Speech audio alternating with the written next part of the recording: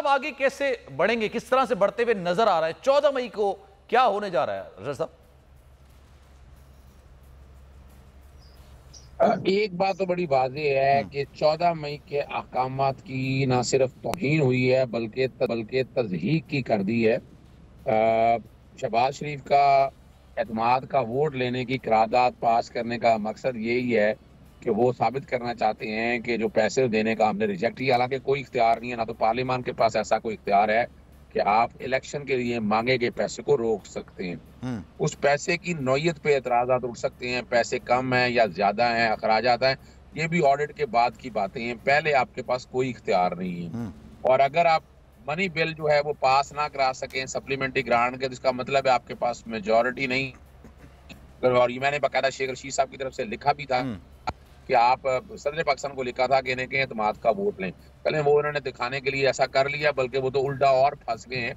अब दो पॉसिबिलिटीज हैं और मैं दोनों पॉसिबिलिटीज होनी चाहिए। हद हो गई है कि आईने पाकिस्तान को एक रद्दी की टोकरी में रख दिया है और आम आदमी ये समझ नहीं पाता। ये सुप्रीम कोर्ट का किसी इंटरनल लड़ाई का कोई मसला झगड़ा, पाकिस्तान की एनफोर्समेंट की बात है, आर्टिकल 4 और 5 की एनफोर्समेंट की, आर्टिकल 189 और 190 की। और कई दफा मैं चैलेंज भी कर चुका हूं कि 10 फरवरी का लाहौर हाईकोर्ट का फैसला है जिसमें 90 दिन, आइन कहता है 90 दिन में इलेक्शन कराने हैं, तो कौन मेडिकल हाल है जो बैठकर बगैर किसी वजह के, और बुराई की जड़ जो है वो इलेक्शन कमीशन ही है, जिस तरह का जवाब दाखिल किया कि तारीख देने का इख्तियार नहीं है। अच्छा, अब ये कौन तय करेगा?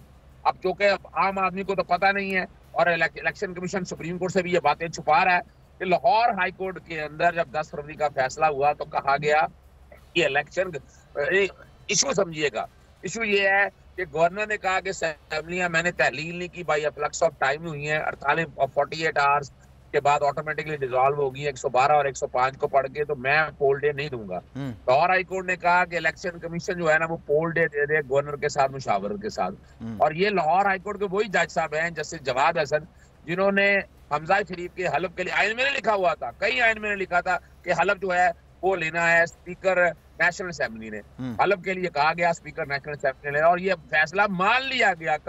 आज कोई जिक्र नहीं करता उनका, शर्म से डूब बनने का मकाम है उन सियासी जमातों और उन लोगों के लिए जो बड़ी बातें करते हैं आइन रीराइट करने की। तो वो क्या हुआ था?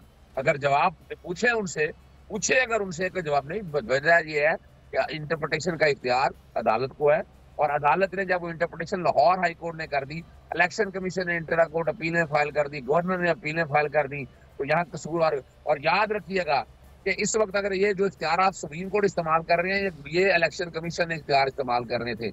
आर्टिकल 220 के तहत पाबंद करना था कि पैसे लेके आए, कोई नहीं रोक सकता पैसे जो इलेक्शन के लिए है। फेडरल कंसोलिडेटेड फंड से इवन काबीना कानून साजी भी करते तब भी नहीं रोक सकती है वो पैसे, क्योंकि इलेक्शन कमीशन के इख्तियार तो उससे वसी तर है।